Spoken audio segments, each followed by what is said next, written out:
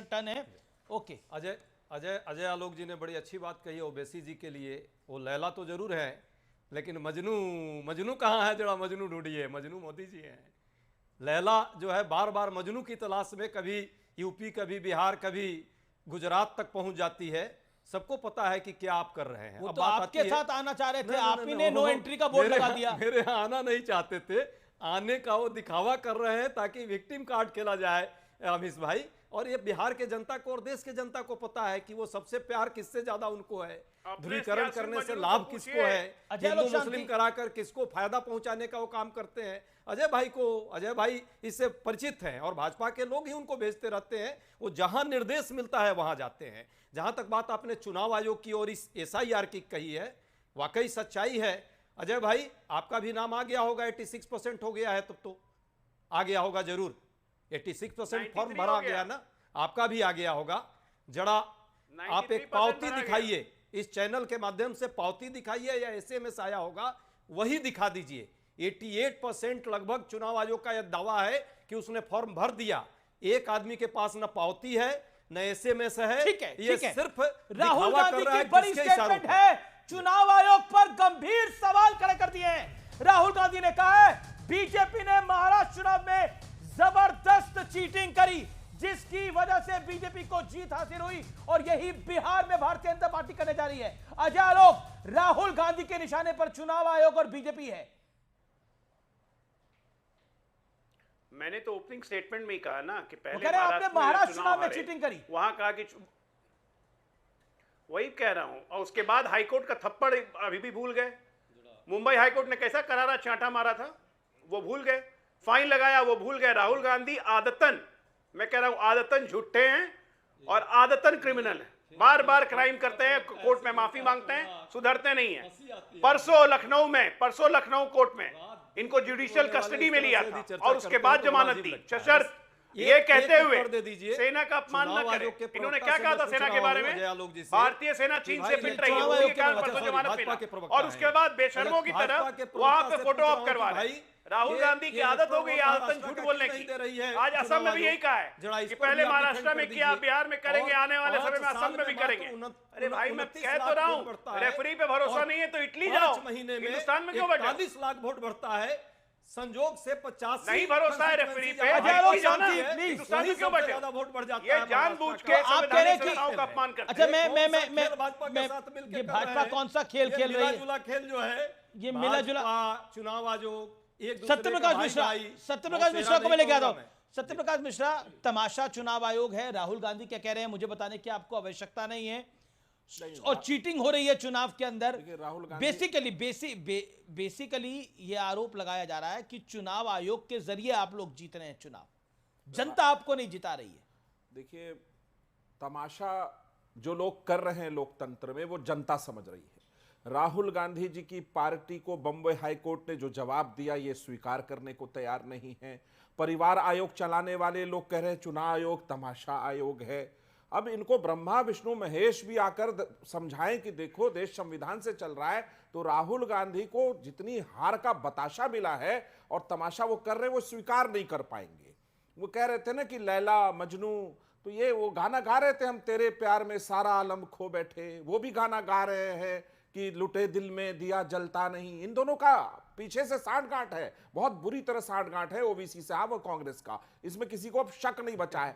अब उस कुर्सी, लैला जिसको माला पहनाएगी, उस कुर्सी के चक्कर में बहुत सारे लोग हैं। पप्पू जी मिलके निकले हैं खड़गे साहब से, राहुल गांधी जी से। एक बात मान लीजिए कि इनके बीच की जो खींचतान है कि आपके यहाँ सब सही है, हमारे आपके यहाँ हालचाल ठीक ठाक है, हमारे यहाँ दुरुस्त है। पक्का चिराग के साथ भी, चिराग पासवान के साथ भी। रमेश देवगन जी, मैं चाहता नहीं था कि इस डिबेट को वो तमाशा परिवार लैला मजनू पर ले जाऊं, लेकिन जिस तरह से ये खिचड़ी पका रही है महागठबंधन की तमाम पार्टियां कि वो कुर्सी खाली है नहीं, वैकेंसी है नहीं, सोचते हैं दिवा स्वप्न में शायद बैठ जाएंगे। अब थोड़ी गंभीरता से मैं एक बात रख दूं, चुनाव आयोग ने बिंदुवार तरीके से कांग्रेस पार्टी के तमाम प्रश्नों का जवाब सदैव दिया।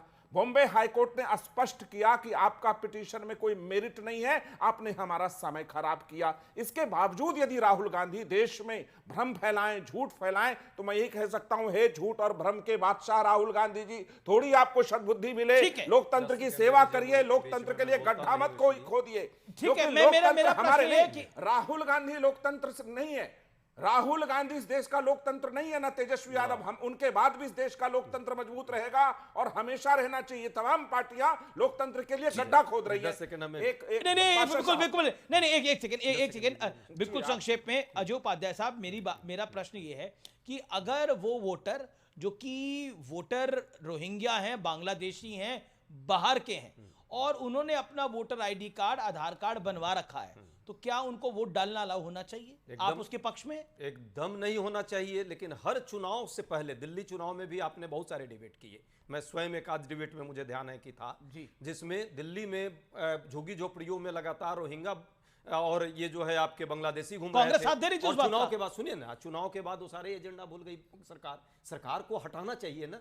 कितने आए उसका रिपोर्ट आया? आपको रिपोर्ट आया? हट तो रही है झुग्गियां, बिहारियों की हट रही है। नहीं उसके अंदर रोहिंग्या की हट रही है। नहीं पर दिल्ली में आपने पूरे झुग्गी वालों को नहीं, 10 सेकंड दिल्ली में नहीं, मैं बिल्कुल आपको मौका दे रहा हूं, उत्तर में दे रहा हूं, बिल्कुल आप ही को मौका दे रहा हूं। दिल्ली में आपको कबूल था और बिहार में आपको कबूल नहीं है, दिल्ली में कबूल था ना? सुनिए, हमें दिल्ली में भी कबूल है, देश में भी कबूल है, लेकिन चुनाव के पहले जो ये नाटक खेलने का जो कहानी है, ये नाटक का किरदार जो निभाने वाले लोग हैं इस देश में, कुछ सरकार के पक्ष के लोग, चुनाव आयोग का और प्लस कुछ मीडिया के भी साथी इसमें सहयोगी की भूमिका में आ जाते हैं। मैं पूछना चाहता हूं, चुनाव के लिए बांग्लादेशी आता है और रोहिंग्या आता है, चुनाव के बाद सब भूल जाते हो, क्यों नहीं अभी तक? तो एनआरसी तो इसीलिए कर रहे थे, तो करिए एनआरसी का तो विरोध करा आपने, असम में किया ना आपने, एनआरसी ने करा विरोध, सेना के अधिकारी एनआरसी इसीलिए कर रहे थे, सेना के अधिकारी को डाल दिया, एनआरसी क्लियर नहीं हुआ। क्यों नहीं सरकार की? सरकार को एनआरसी करना चाहिए। अगर तो नहीं लोगों की एनआरसी होगी, उसमें एक त्रुटि होगी तो पूरी करने का चुनाव आयोग को है क्या अधिकार? अच्छा, चुनाव अधिकार है।